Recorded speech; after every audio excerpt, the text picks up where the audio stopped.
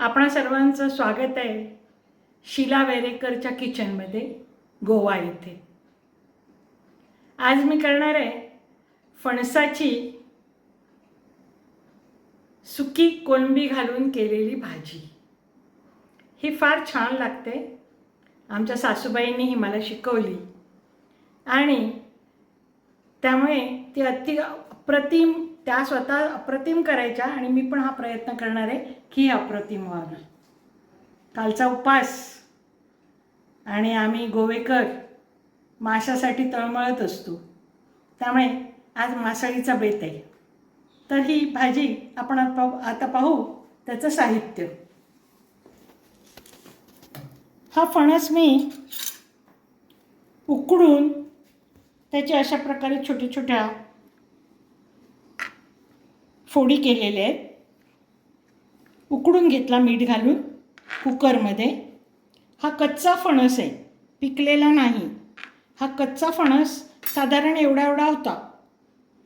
तो मी त्याची वरची सालं काढून टाकली आणि मग त्याचे मोठे असे काप केले, 4-5 आणि मग ते कुकरमध्ये टाकले आणि पाण्यावर शिजवून घेतले। मला वाटतं मी छोटा कुकर वापरते, त्यामुळे साधारण 4 शिट्ट्या काढल्यात मी ह्याच्या आणि हा असा झालेला आहे। खूप शिजवायचा नाही तो, मग गोळा तयार होतो। त्यामुळे थोडासा असा बोट चेपा असा शिजवायचा। हे पहा, असं बोट घातलं का तो तुटला पाहिजे। हे खोबरेल तेल घेतलं आहे मी, एक 6 चमचे आहे। हळद, तिखट, थोडा गरम मसाला आहे। हे सुके प्रॉन्स आहेत, सुकट म्हणतो आम्ही त्याला, सुके प्रॉन्स। कांदा आणि वरून घालायची, भाजीला वरून घालायचं हे किसलेलं ओलं खोबरं। आता आपण कृती पाहणार आहोत। अतिशय पटकन होते ही भाजी, जरा पण वेळ लागत नाही, झटपट भाजी। फक्त ते फणस आणून त्याचे वरची सालं काढायला थोडा वेळ लागतो, पण ते पण हळूहळू ते पण पटपट होऊन जातं। काही फारसं अवघड नाही आहे ते। थोडं तेल लावायचं हाताला फणस चिरताना, म्हणजे त्या फणसाचा जो चीक असतो तो हाताला लागत नाही आपल्या आणि हात काळे नाही होत। नाही तर बोटं अशी काळी होतात थोडी, मग ते आपल्याला नाही आवडत, बायकांना काळी काळी बोटं झालेली। आपण थोडं सौंदर्याला पण जपलं पाहिजे ना। मग आपण काय करावं, तेल लावावं, कुठलंही तेल चालतं, कुकिंग ऑइल, ते लावायचं आणि त्याची सालं काढायची। मग त्याचे 4 तुकडे करायचे, 4 किंवा 5 जसा कुकर असेल त्याप्रमाणे। पाणी घालायचं, मीठ घालायचं आणि त्याच्यात ते उकडून घ्यायचं। मोठे तुकडे करायचे आणि त्याच्यानंतर मग हे अशा प्रकारे कापायचे। 4 शिट्ट्या पुरेत छोट्या कुकरच्या। आता मी इथे खोबरेल तेल घालते। हे कच्ची घाणीक आहे आणि त्याच्यावर मी आता हे कांदा घालणार आहे।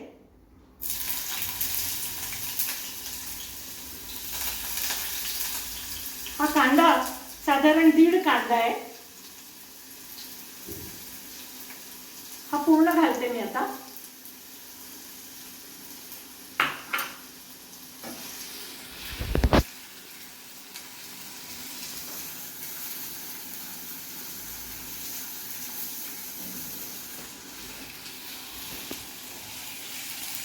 हा थोडासा गुलाबीसर मी भाजून घेणार आहे। ह्या हिरव्या मिरच्या आहेत, या साधारण मी 2 हिरव्या मिरच्या घेतल्या, त्या घालते।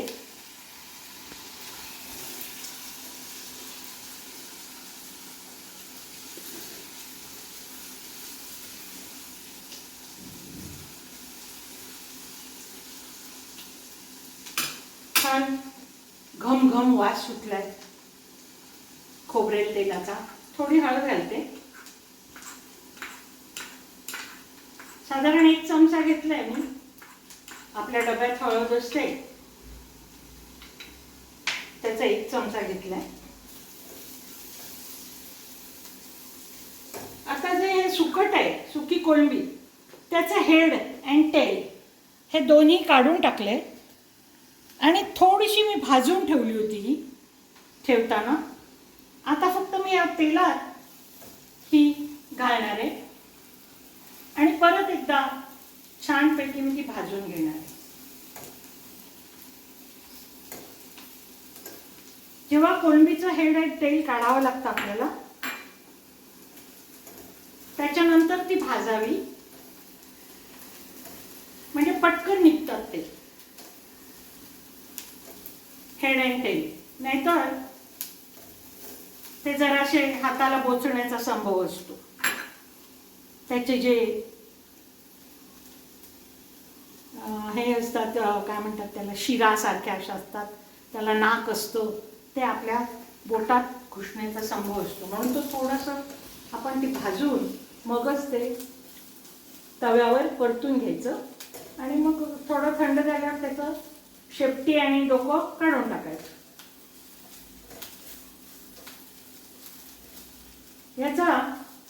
या सुक्या कोळंबीचा एक छान वास सुटतो ती व्यवस्थित भाजली गेली का. आता तो वास सुटायला लागलाय. मी आता मिरची ॲड करते याच्यात. तिखट नंतर घालावं, नाही तर त्याचा ठसका लागतो आपल्याला.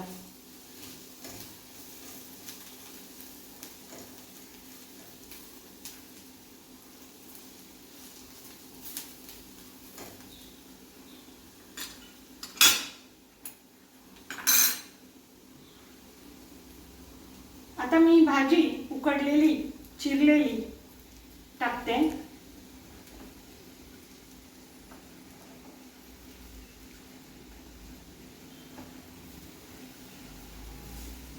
ह्याला उकडताना आपण मीठ घातलं होतं, त्यामुळे मीठ जरा सांभाळून घालणार आहे मी आता.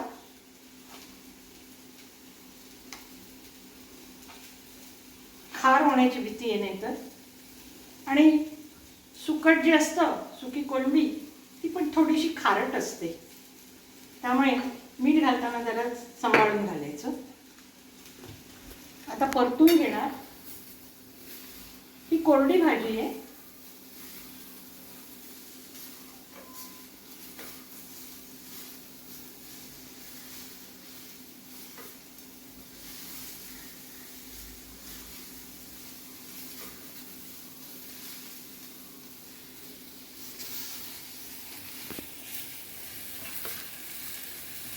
छानपैकी परतली, पण खूप कोरडी भाजी पण आपल्याला आवडत नाही आणि आपण खोबरं खाणार आहोत, त्यामुळे आपण थोडंसं पाणी ॲड करणार याच्यात.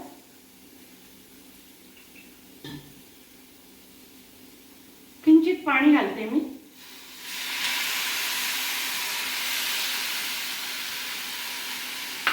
अर्धा वाटी सुमार.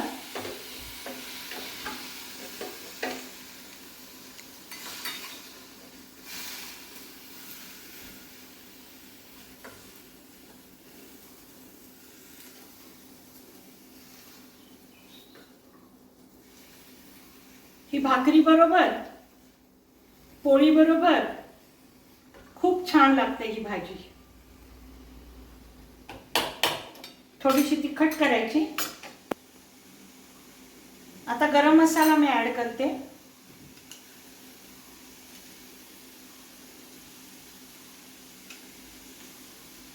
साधारण अर्धा चमचा गरम मसाला पुरे. हा मी 1.5 चमचा काढला होता,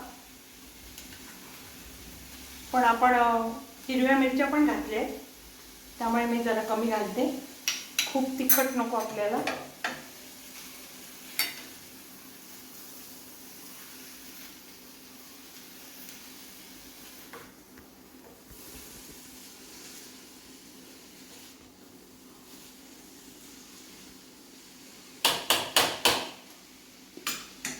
परत मी थोडं पाणी घालणार आहे.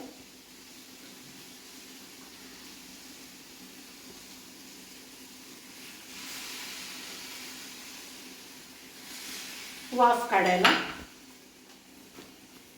आपण याची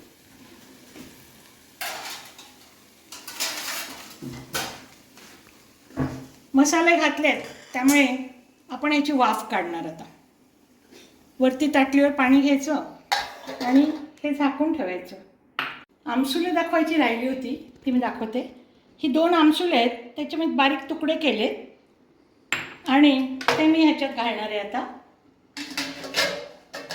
विसरले होते मी साहित्यामध्ये दाखवायला. ही 2 आमसुले टाकली.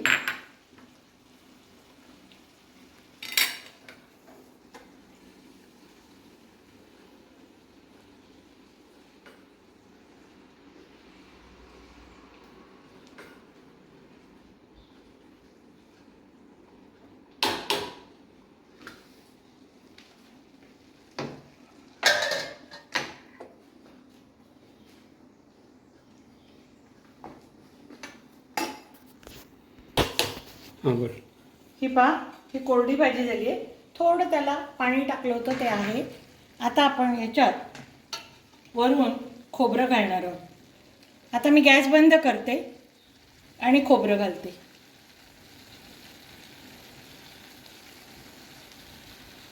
आपल्याला पाहिजे तेवढं खोबरं आपण घालू शकतो. आम्हाला जरा खोबऱ्याचं प्रेम जास्त आहे त्यामुळे आम्ही जरा जनरसली वापरतो. हे अशा प्रकारे ही भाजी तयार झाली आहे. आता मी थोडी चव घेऊन पाहते.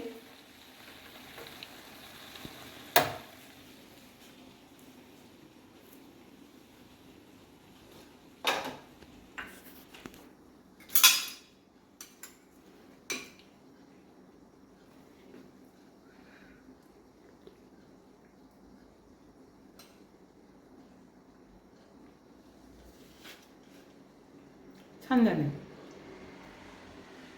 ज्यांना फणस आवडतो ना त्यांनी जरूर ही भाजी करून पाहावी. याच्यात कोळंबी न घालता अशा प्रकारे सुकी भाजी पण करता येते. त्याच्यात फक्त हरभऱ्याची डाळ उकडून घेऊन घालायची किंवा तुरीची डाळ, पण बोट चेपी करायची, खूप शिजवायची नाही. जशी कोळंबी घातली आपण सुकी तसं हरभऱ्याची डाळ किंवा तुरीची डाळ घालून पण ही भाजी व्हेजिटेरियन लोक करू शकतात. छान लागते. आणि व्हेजिटेरियन लोकांनी थोडंसं ह्याच्यात साखर घातली तरी चालते. I hope you will like this vegetable and you will try it. Please subscribe, share and like it. Thank you very much.